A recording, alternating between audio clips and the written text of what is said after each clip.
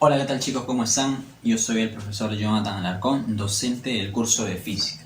Y el día de hoy vamos a iniciar con nuestras clases virtuales con nuestro primer tema del curso. ¿De acuerdo? Nuestro primer tema es el tema de análisis vectorial. Así que vamos a iniciar hablando un poquito de la parte teórica, analizando un poco de la teoría. Y vamos a iniciar con algo muy práctico, con lo que es el vector, porque es lo principal con lo que vamos a trabajar en este tema, que son los vectores. A ver, veamos. Primero, ¿qué es un vector? Un vector, te dice, es un elemento matemático cuya representación convencional es por medio de un segmento de recta, ¿de acuerdo? Por medio de un segmento de recta orientado y caracterizado por algo muy importante. Tiene siempre un módulo, una dirección y un sentido. Ojo, no confundas la dirección y el sentido, no son iguales. Vamos a verlo en un ratito para saber diferenciar qué cosa es cada uno de ellos dos. Muy bien. Los elementos de un vector, mira, te decía por acá, aquí tenemos la representación gráfica de un vector, ¿sí? Se representa por medio de un segmento de recta orientado siempre y tiene módulo, dirección y sentido. Vamos a ver qué significa cada una de estas tres cosas. El primero, magnitud, valor, norma, intensidad o módulo, como quieras llamarlo, ¿de acuerdo? Cualquiera de todos esos nombres. Magnitud, valor, norma, intensidad o módulo. Nosotros vamos a representarlo siempre como el módulo, ¿sí? ¿Qué es eso? Dice, es la longitud del vector incluyendo su unidad, es decir, cuánto mide el vector. Eso es la magnitud o el módulo de un vector, ¿no? Segundo elemento, la dirección. ¿Qué es la dirección de un vector? Dice, definido por el ángulo medido en sentido antihorario desde un eje de referencia hasta la línea de acción del vector. ¿Qué es esto, profesor? Fácil, mira, ahorita te lo explico. ¿De acuerdo? Y por último, el sentido. Es la orientación que tiene el vector en la línea de acción. Vamos a diferenciar la dirección y el sentido, ¿sí? Vamos a ir al gráfico para saber qué cosa significa cada uno de ellos. Observa. Acá tienes el vector representado en un segmento de recta. El punto inicial que vamos a representarle con la letra O mayúscula, se conoce como origen. ¿De acuerdo? Es el origen del vector, así se conoce el punto inicial, como origen del vector. Y el otro extremo, la otra puntita, mira, la otra puntita, se conoce como el extremo del vector. ¿De acuerdo? Ahí tienes, mira, a ver. Tienes el origen y tienes el extremo. ¿Sí? Punto inicial, punto final. Si te preguntan en el examen, ¿cómo se llama el punto inicial de un vector? Fácil, origen. ¿Cómo se llama el punto final de un vector? Fácil, extremo. ¿Correcto? Inicio, final, origen, extremo. Eso va a ser importante para determinar algunas definiciones acerca de tipos de vectores, ¿ya? Así que no te olvides eso. Origen y extremo. Muy bien. Vamos a determinar, mira, tengo el vector A. Ojo, la representación, mira, vector A se representa de la siguiente manera, ¿sí? La letra, ¿de acuerdo? Y siempre con una flechita arriba. Así se lee. Ojo, se lee. Vector A, así se lee, esa es la representación, ¿ya? Entonces tengo el vector A, mira. Este vector, te dije, tiene un elemento denominado como módulo, también llamado magnitud, valor, norma, intensidad, como quieras decirlo, ¿no? El módulo del vector A, ¿cómo se representa, profesor? Listo, mira, se representa con unas barritas, parecido al valor absoluto, ¿no? Unas barritas encerrando al vector A, así se conoce, mira, así se lee. Módulo del vector A, así se representa. Recuerda que el módulo es la medida del vector, Veamos, ¿qué más? ¿Qué otro elemento vamos a observar por acá? Mira, hay otro elemento más. Esta línea punteadita, ¿ves esa línea segmentada, esa línea punteada? ¿Sí? Donde se ubica o donde está posicionado el vector se conoce como línea de acción. Línea de acción del vector, no te olvides, ¿eh? Si te pregunto por ahí cómo se llama la línea imaginaria donde se ubica el vector, línea de acción, ¿de acuerdo? Así se llama, línea de acción, es donde se ubica mi vector A en este caso, ¿no? ¿Y cómo se llama esa línea de aquí? Que utilizamos siempre, en este caso es horizontal, se conoce como eje de referencia o línea de referencia, como quieras decirlo, ¿ya? Eje de referencia o línea de referencia, ¿sí? Eje de referencia o línea de referencia. Muy bien. Tienes el eje de referencia, la línea de acción. El eje de referencia normalmente es horizontal, ¿ya? Y vamos a detectar aquí el segundo elemento que te dije que era la dirección. Te decía que era un ángulo en sentido antihorario. ¿Determinado por quién? Por el eje de referencia y la línea de acción. Mira, ¿qué tienes el eje de referencia? La línea de acción. El ángulo que se forma, este ángulo antihorario, ojo, antihorario, ángulo antihorario, este ángulo θ, se conoce como la dirección del vector. En este caso, la dirección del vector A, ¿qué cosa es? Es el ángulo θ. ¿De acuerdo? Ese es el ángulo θ. Oye, ¿y el sentido? ¿Quién determina el sentido? Esta flechita que está por aquí, que se conoce como ságita. ¿De acuerdo? Ságita. Esa flechita de ahí, llamada ságita, determina el sentido del vector. Es la orientación. Porque tú te das cuenta que puede ir hacia allá o puede ir hacia allá y va a estar en la misma línea de acción, pero su sentido va a ser contrario. Entonces, él determina el sentido. ¿Sí? Módulo, dirección, el ángulo, no te olvides, el ángulo, y el sentido, pues es la orientación del vector. ¿De acuerdo? Y por último, el origen del vector A, ya te lo dije, ¿quién era? Era el punto O, ¿cierto? Él es el origen del vector. Muy bien, no te olvides, vector A, módulo del vector, dirección del vector es el ángulo θ generado por el eje de referencia y la línea de acción del vector, y el origen es el punto inicial. ¿Cómo se llama el punto final? Extremo del vector. Punto inicial, origen del vector. Punto final, extremo del vector. ¿De acuerdo? Muy bien. Bien, chicos, continuamos con esta parte del tema de análisis vectorial. Ya hemos visto lo que es un vector, sus elementos y todo eso, ¿no? Ahora vamos a ver cómo sumar vectores, ¿de acuerdo? Vamos a aplicar primero la adición de vectores. Para eso vamos a observar algunos métodos dependiendo el caso que se presente, ¿ya? Vamos a observar dos casos.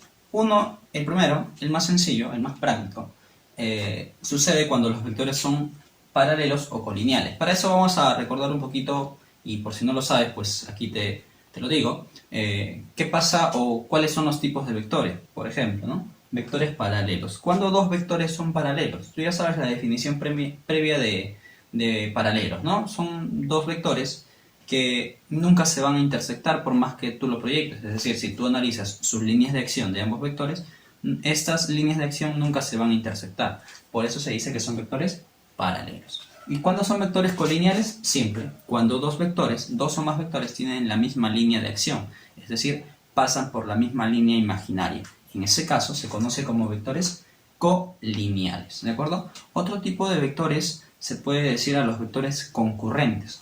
¿Cuándo dos vectores son concurrentes o dos o más vectores son concurrentes? Simple, cuando estos vectores comparten el mismo punto de origen. Hay que recordar esta definición porque nos va a servir para aplicar algunos de los métodos que vamos a ver más adelante. No te olvides, ¿eh? Vectores concurrentes cuando comparten el mismo punto de origen. ¿Y qué pasa si son vectores consecutivos? Que también vamos a utilizarlos. Dos o más vectores son vectores consecutivos cuando donde termina uno inicia el otro. Es decir, el extremo de un vector es el origen del otro. Recuerdas que el extremo era el punto final de un vector, ¿cierto? Y el origen era el punto inicial. Fácil entonces. Dos vectores son consecutivos cuando el origen de un vector es el extremo del otro, o al revés, cuando el extremo de un vector es el origen de otro, es decir, está uno a continuación de otro. No te olvides eso, ¿ya? Ahora, entonces, sabiendo esas definiciones previas, vamos a ver qué sucede si los vectores son paralelos o colineales, ¿de acuerdo? Veamos. Un ejemplo, observa. Tengo el vector A y tengo el vector B. A simple vista son vectores paralelos, ¿de acuerdo? Porque son casi horizontales, ¿no? Nunca se van a intersectar. O si gustas los puedo poner en una misma línea de acción. Yo puedo mover este vector y están en una misma línea de acción, ¿de acuerdo? Son paralelos o pueden ser colineales también. En este caso incluso tienen el mismo sentido. Mira, apuntan hacia la derecha, ambos, ¿no? Tienen el mismo sentido. ¿Cómo sumo estos dos vectores? Fácil, mira, fácil. Cuando yo sumo dos vectores, obtengo un vector conocido como el vector resultante, así vamos a llamar, ¿ya? Si yo sumo A y B, obtengo el vector resultante.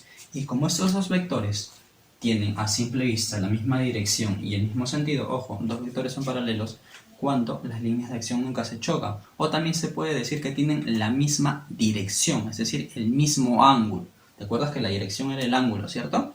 Listo, entonces estos vectores son paralelos cuando tienen la misma dirección también.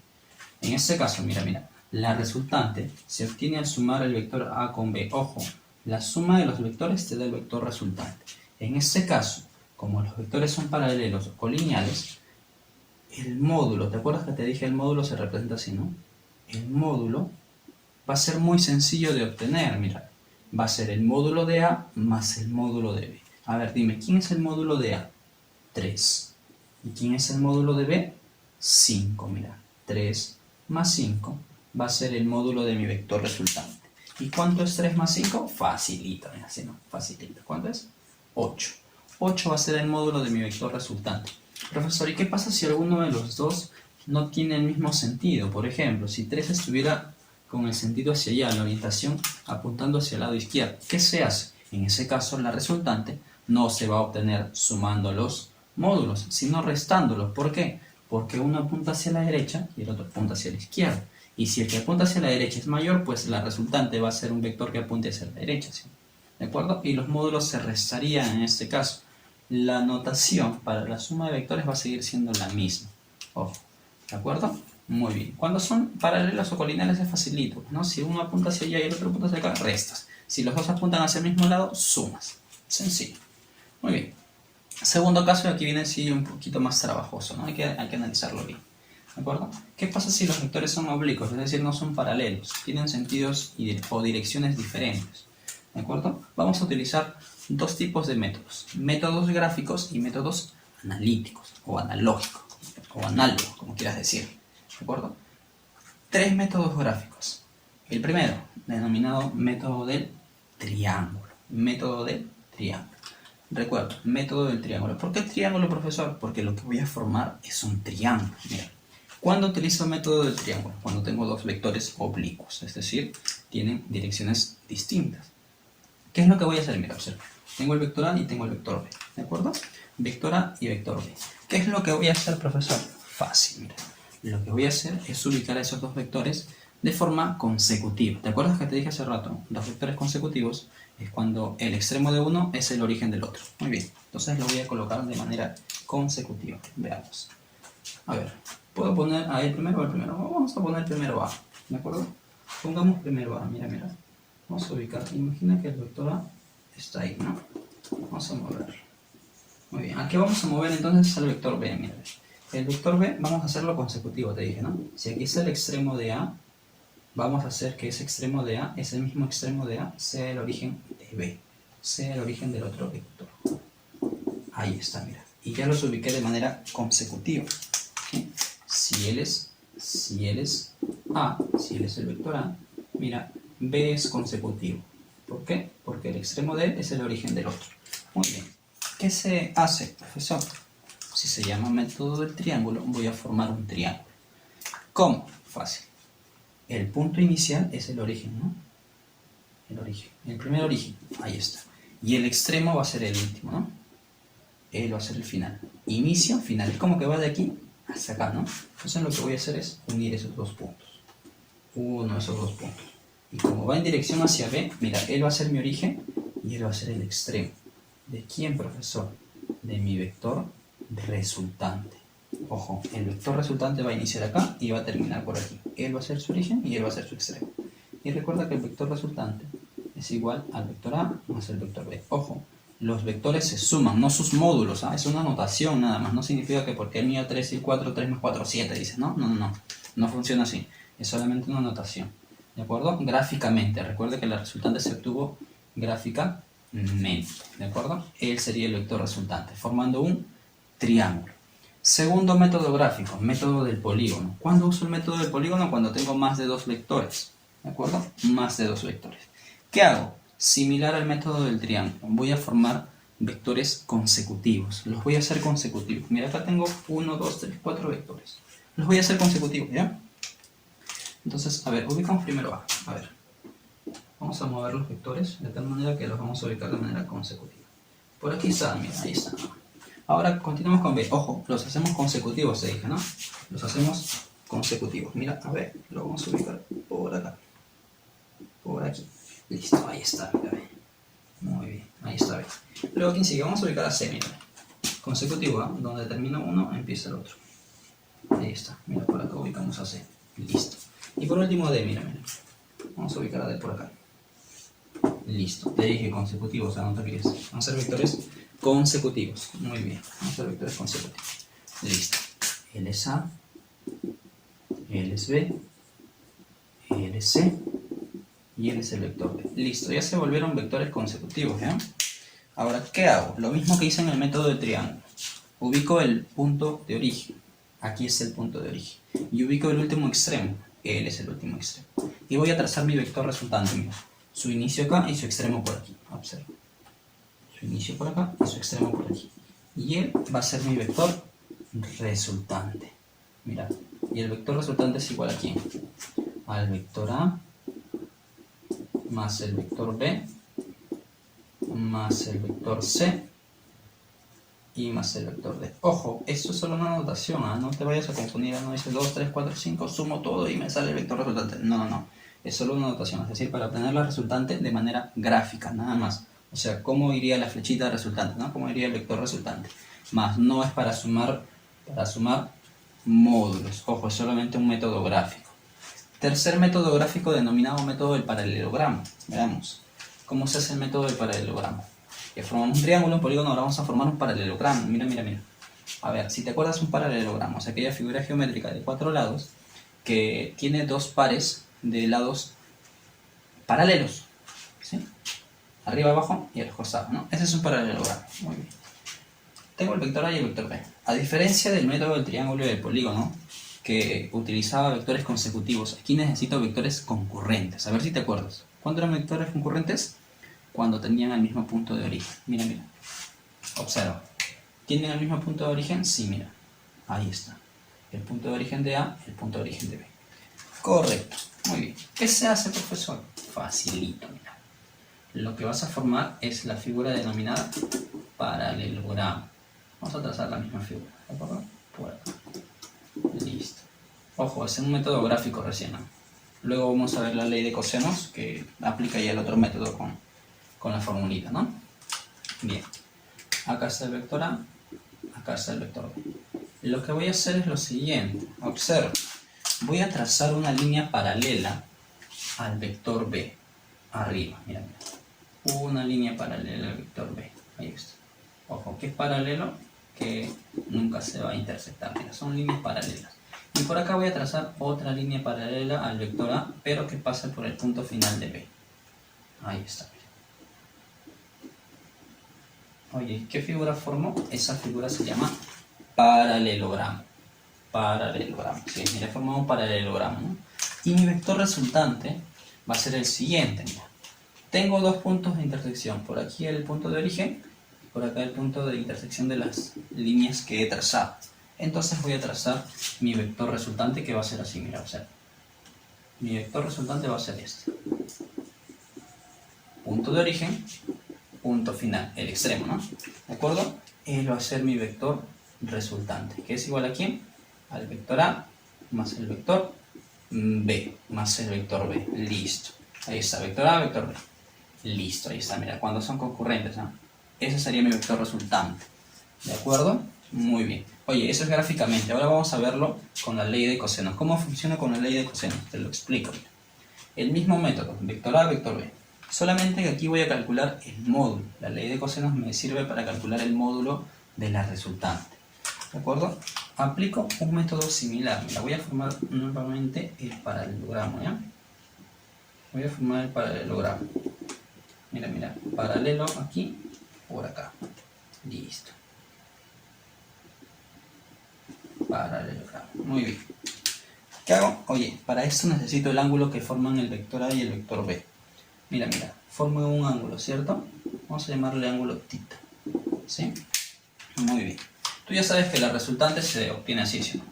Por el método del paralelogramo, tú sabes que la resultante se obtiene trazando este vector. Listo. Ese es mi vector resultante. R es igual al vector A más el vector B. Ojo, esto es notación nada más A. Pero si yo quisiera obtener el módulo del vector resultante, ¿sí? ¿Cómo lo obtengo? Fácil, profesor. Mira. Voy a obtener con el módulo de A elevado al cuadrado más el módulo de B elevado al cuadrado más el doble del módulo de A por el módulo de B por el coseno del ángulo. No se llamaría ley de coseno si no aparece el coseno, ¿sí? Entonces, ley de cosenos, por el coseno del ángulo. Ese sería mi vector resultante, el vector suma, mira. Esa es la famosa ley de cosenos. Ahora, de manera alternativa, voy a hacer algo muy práctico, mira. Si yo quiero obtener, en lugar de a más b, quiero obtener a menos b, ¿qué hago? Oye, si tengo b positivo hacia la derecha, ¿hacia dónde iría b negativo? Obvio, ¿no? Hacia la izquierda, pues, hacia la izquierda. Entonces, mira, vamos a trazar b negativo. O sea, igualito, ya, solamente que apuntando hacia el lado izquierdo. Listo. O sea, si él es b, ¿el qué es? Menos b. Tienen el mismo módulo, ¿eh? Mismo módulo. ¿De acuerdo? Solo que tienen diferentes sentidos. Él apunta hacia la derecha, él hacia la izquierda. Por lo tanto, sería menos b. Y hacemos el mismo método, mira. El mismo método. Aplicamos el método del paralelogramo, pero por el lado izquierdo. ¿Ya? Por el lado izquierdo. Por el lado izquierdo. ¿De acuerdo? Muy bien. Y trazamos, en este caso, la resultante, pero no va a ser la misma resultante, no va a medir lo mismo. ¿Ya? Esta resultante va a ser la diferencia. La diferencia. Vamos a ponerle D, ¿ya? Y va a ser igual a ¿quién? A A menos B. A menos B. Listo. Oye, si yo quisiera el vector diferencia, el módulo del vector diferencia, también puedo aplicar la ley de cosenos. Parecida a la fórmula. El módulo de A al cuadrado más el módulo de B al cuadrado. En lugar de más, ¿qué cambia? Menos 2 veces el módulo de A por el módulo de B por el coseno del mismo ángulo. Por el coseno de θ. ¿De acuerdo? Listo. Por si quieres el vector diferencia en lugar del vector suma. Listo. Esta es la famosa ley de cosenos y nos va a ayudar a resolver algunos problemitas por ahí.